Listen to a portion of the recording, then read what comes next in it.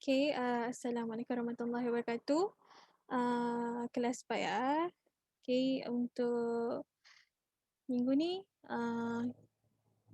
cikgu akan ajar balik tentang baja dan pembajaan sebabkan minggu lepas kan kita cuti dan sepatutnya cikgu yang ajar bab baja dan pembajaan tu, tapi sebabkan cuti cikgu cuma bagi latihan. Dan untuk kali ni cikgu akan ajar bab baja dan pembajaan sampai kaedah pembajaan je. Okay. Untuk sebelum tu cikgu akan share screen dulu.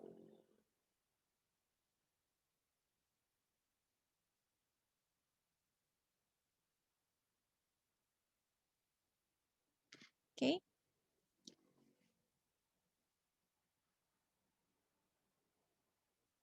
Okay.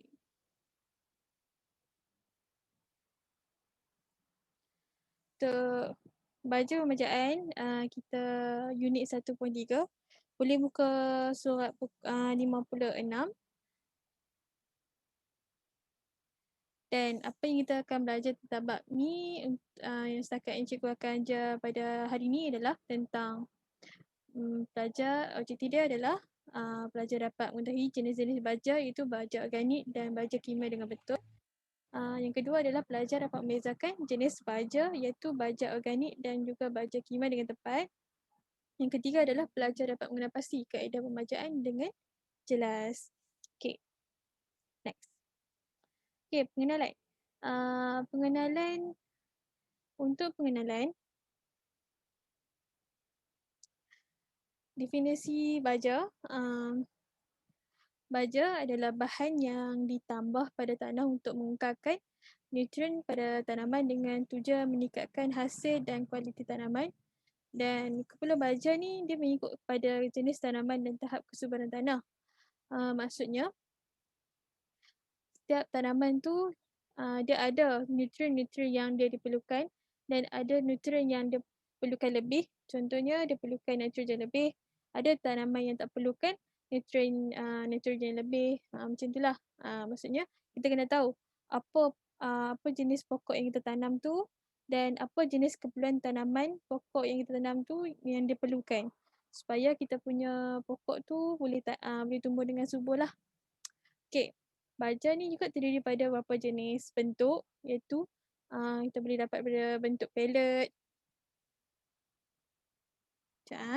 Okay, bentuk pellet, debu, butir dengan cecair. Okay, contohnya kat sini. Macam ni, yang ni bentuk pellet lah. Kalau yang macam ni pula bentuk apa? Bentuk butir. Kalau yang ni bentuk debu. Kalau yang dalam botol ni adalah bentuk cecair. Okay, Dari setakat tu, cikgu akan teruskan pada next slide. Okay. Okay, jenis baja. Baja ni dia dikelaskan kepada dua kategori, iaitu kita ada baja organik dan juga baja kimia. Dan antaranya adalah baja organik kita ada tinja haiwan, sisa kilang, sisa ladang. Kalau baja kimia pula, kita ada baja tunggal, baja sebatian, baja campuran dengan baja lengkap. Cikgu akan terangkan satu persatu. Okey. Sekejap.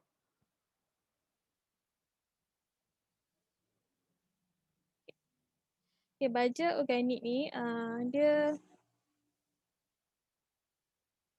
dia ada yang tadi cikgu cakap tadi ada 3, iaitu tinja haiwan, sisa kilang haiwan dengan sisa ladang. Okay. Tinja haiwan tinja haiwan yang diproses adalah tinja ternakan yang dijadikan baja sama ada digunakan secara terus ataupun diproses. Dan tinja haiwan ni akan disimpan selama 40 hari sehingga aktiviti penguraian bakteria dia berlaku bagi menghasilkan baja kompos. Maksudnya, kalau kita nak tinja haiwan tu diproses ataupun nak secara kering, kita kenalah simpan tinja tu selama 40 hari, barulah kita gunakan dia sebagai baja kompos. Kenapa macam dia kat sini dia bagi tahu dia boleh digunakan secara terus ataupun diproses, tapi kalau untuk pokok sebenarnya kalau macam tahi ayam dia tak sesuai untuk digunakan secara terus sebab ada setengah pokok yang tak tahan dengan orang kata tindak balas uh, maksudnya sebabkan kalau benda tu baru saja maksudnya tai ayam tu tak kering ataupun dah pasal-pasal kita dah letak dekat pokok, maksudnya dia akan boleh buatkan pokok kita mati sebab dia terlalu panas. Maksudnya dia tak sesuai untuk pokok sebabkan dia tak kering lagi. Ada setengah pokok tak boleh terima dan ada setengah pokok yang boleh kita letak terus lah. Kalau sisa kilang haiwan, kat sini ada salah sikit slide dia. Tadi sisa kilang pertanian, silap pula. Sisa kilang pertanian, sisa kilang pertanian ni seperti hasil pemprosesan minyak kelapa sawit. Contohnya bahan buangan seperti tandan kelapa sawit dengan hampas isi rong. Maksudnya kan biji kelapa dia ada isi rong dia tu, selaput kelapa sawit itu mereka tak pakai. Jadi mereka akan buang lah. Jadi hasil pada hampas benda tu mereka akan gunakan untuk jadi baja organik lah. Maksudnya hasil sisa yang tidak lagi digunakan oleh kilang-kilang akan dihancurkan dan diproses untuk jadikan baja. Okey. Yang ketiga adalah sisa ladang. Sisa ladang ni dia terdiri daripada sisa tanaman dan sisa ternakan. Sisa tanaman seperti batang jagung, sayuran yang rosak dan rumput yang dipotong. Maksudnya rumput-rumput kering yang kita tebang apa semua tu kadang ada dekat kebun ataupun ladang-ladang yang besar kan. Akan ada rumput-rumput yang panjang, mereka akan tebang apa semua tu, mereka akan jadikan benda tu sebagai sebagai inilah baja untuk mereka akan kompos untuk jadikan baja. Dan sisa ternakan seperti baja haiwan ternakan. Okay? Okay, jelas lah takat tu. Cikgu akan pergi pada next slide. Okay. Baja kimia. Baja kimia ni pula baja yang terhasil daripada bahan tidak yang diproses secara sintetik bagi masukkan satu nutrien utama ataupun lebih. Maksudnya macam baja organik tadi adalah dia tidak menggunakan sebarang bahan kimia dan dia adalah daripada bahan-bahan yang sudah jadi. Tapi kalau bahan organik ni pula dia diproses secara sintetik ataupun secara kimia bagi memasukkan satu nutrien utama ataupun lebih. Okay. Baja kimia ada terdiri pada 4 baja iaitu kita ada baja tunggal, baja sebatian juga baja campuran dengan baja lengkap. Okay. Okay, baja tunggal. Baja tunggal ni baja yang mengandungi satu saja nutrien utama yang diperlukan oleh tanaman. Dia terdiri pada baja nitrogen, fosforus ataupun kalium. Contohnya macam kat sini, cikgu akan bagi contoh kat sini. Ni adalah baja urea lah. Okay. Baja tunggal ni dia akan ada satu je jenis nutrien dia, iaitu sama ada nitrogen ataupun fosforus ataupun kalium. Dia tak boleh ada nitrogen dengan fosforus ataupun kalium dengan nitrogen ke, adakah satu je nutrien. Ingat tu baja tunggal.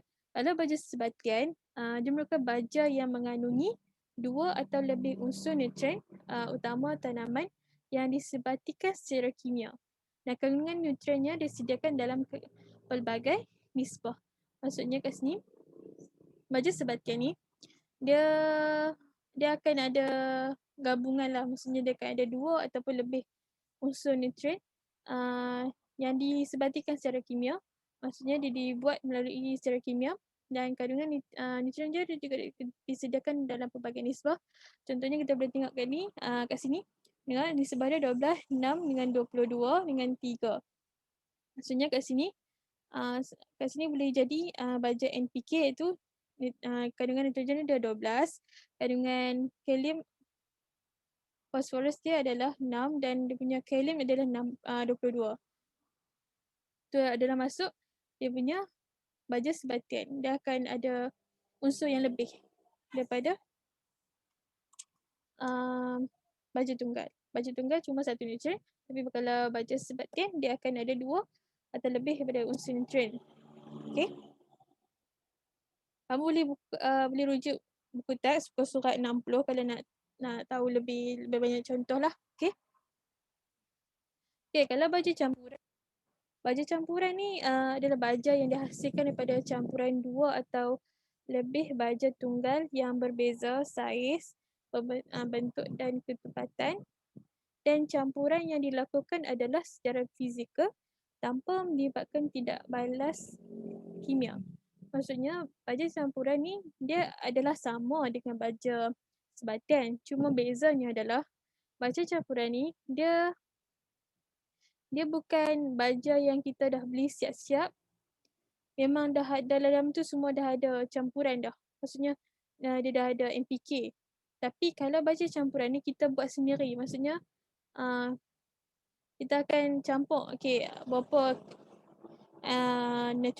baja nitrogen berapa, baja fosforus berapa, baja kalium berapa. Kita akan campur sendiri secara fizikal lah. Maksudnya kita akan campur sendiri. Kalau baja sebatian, dia memang dah ada dalam satu gundi tu, memang dah ada kandungan NPK tu dengan dia punya nisbah dia dah siap-siap. Tapi kalau baja campuran ni kita buat sendiri. Itu nama baja campuran. Kalau baja lengkap pula, dia mengandungi semua jenis kombinasi nutrien utama yang diperlukan iaitu kita ada nitrogen, fosforus dan kalium. Kalau baja lengkap ni dia juga mengandungi nutrien mikro, campuran, enzim dan pengawal tumbuhan semula jadi. Maksudnya kalau baja lengkap, dia punya dia maksudnya dia akan lengkap lah untuk dia boleh digunakan, maksudnya dia boleh gunakan daripada peringkat awal, peringkat penumbuhan sehinggalah sampailah peringkat dia nak berbuah ataupun dia nak berbunga. Kat sini cikgu bagi contoh tak? Kat sini dia jual kat sini baja lengkap 3 dalam 1, 3 in 1. Dalam baja tu dia ada baja organik, baja subur dengan baja buah. Maksudnya dia lengkap dah sekali. Maksudnya tak payah nak buat campuran ke apa ke. Jadi kat sini memang dah lengkap dia bagi. Itulah baja lengkap.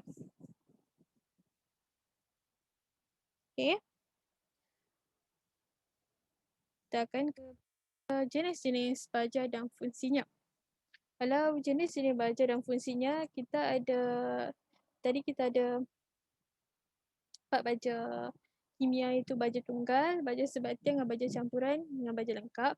Okey, baja tunggal fungsi dia adalah baja yang membekalkan satu unsur sahaja itu yang cikgu cakap iaitu sama ada nitrogen, fosforus ataupun kalium. Contoh baja kat sini kita boleh tengok adalah urea, CIRP ataupun muriate of potash. Lepas tu dekat baja sebatian, fungsi dia adalah baja tunggal yang dicampur secara kimia. Antara contoh baja ni adalah NPK hijau, NPK blue special. Kalau baja campuran, baja tunggal yang dicampur secara fizikal. Antara contoh baja adalah ada nama baja adalah mixture ataupun baja campuran. Kalau baja lengkap, fungsi dia untuk mengandungi semua unsur nutrien. Contoh baja lengkap ni adalah baja campuran, baja sebatian dengan baja folia. Baja folia ni adalah baja cecair yang kita boleh dapat dalam botol. Okay.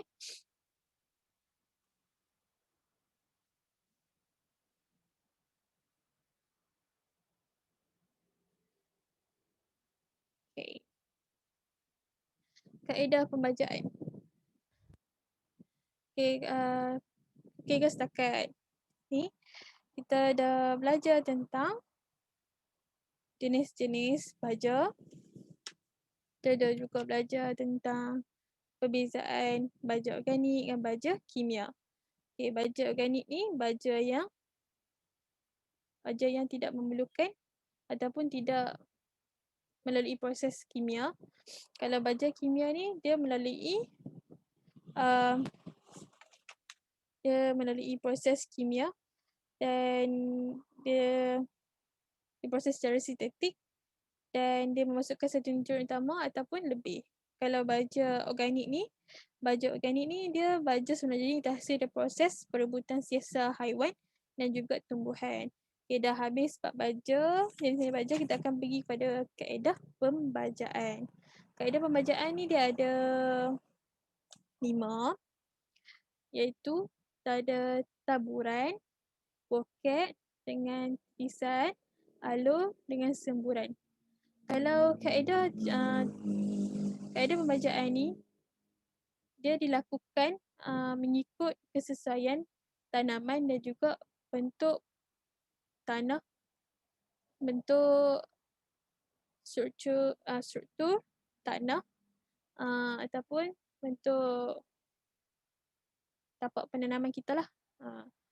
Mengikut kesesuaian pokok ataupun tapak tanaman kita. Kalau kaedah pembajaan jenis taburan, teknik taburan ni dilakukan secara baja. Baja dia ditabur sekata di atas permukaan tanah. Maksudnya ni yang selalu kita selalu kita nampak lah. Dia tabur saja dekat atas tanah. Dia menggunakan bahan pepeja seperti granul, butiran halus. Kamu boleh merujuk muka surat 61 untuk bab ni. Bagi pokok yang berumur 3 hingga 4 minggu, baja yang diletakkan di keliling pangkal boleh dikelilingi pangkal pokok. Maksudnya bila pokok tu dah besar sikit, kita boleh letak baja tu keliling pokok lah.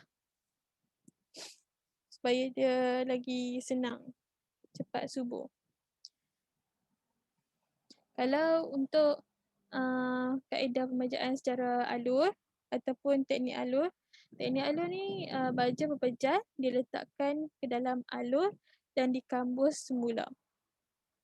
Maksudnya kita akan korek di sekeliling pokok dan kita akan letak sikit je. Dalam cara pembaja ni disusah digunakan untuk tanaman yang mudah rosak apabila tersentuh bahan baja.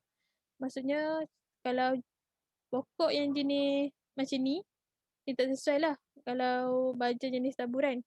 Bila dia terkena taburan, dia akan senang lah rosak. Tapi dia sesuai untuk cara alur. Sebab alur, kita dah kambuh dia. So, dia takkan terkena lah, pokok tu takkan mudah terkena dengan baja tu. Sebab kadang ada setengah pokok yang dia sangat sensitif dengan baja. Sebab ada setengah baja yang dia punya tindak balas tu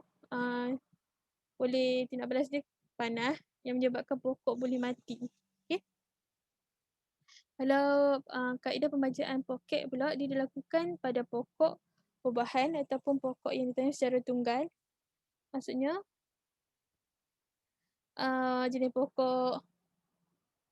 pokok manggis ke, pokok pelam, pokok-pokok macam ni, dia sesuai lah untuk jenis poket.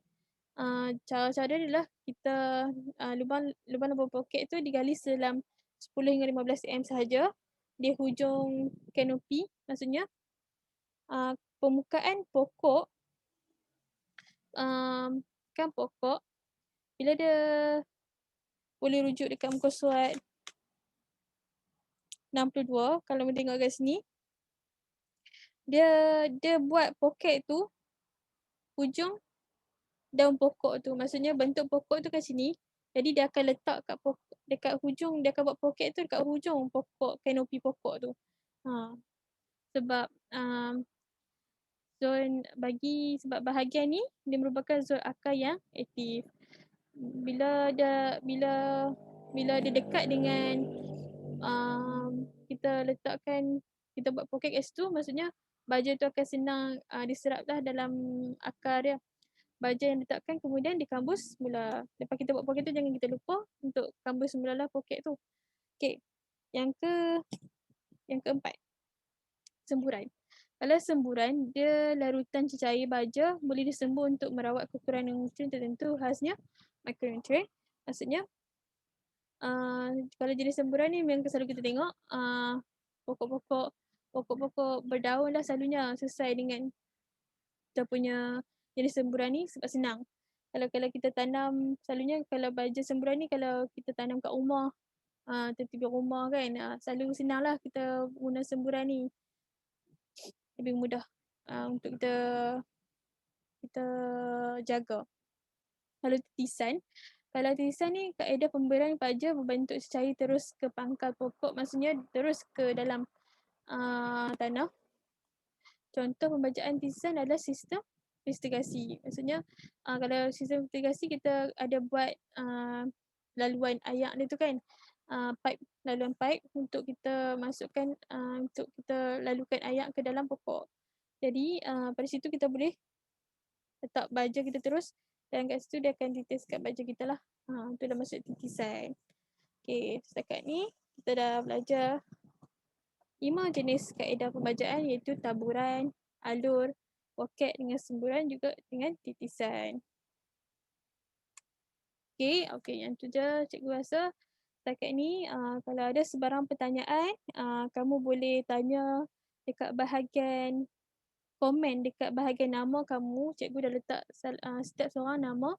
Dia akan masukkan segala latihan dan juga apa-apa pertanyaan boleh tanya kat situ. Jadi kamu masukkan saja nanti kat dalam bahagian tu lah. Kalau ada apa-apa pertanyaan boleh tanya kat situ. Kalau dah siap latihan, kamu boleh upload je terus dekat nama kamu tu. Okay? Setakat tu saja cikgu rasa untuk minggu ni. Okay, Assalamualaikum warahmatullahi wabarakatuh dan terima kasih.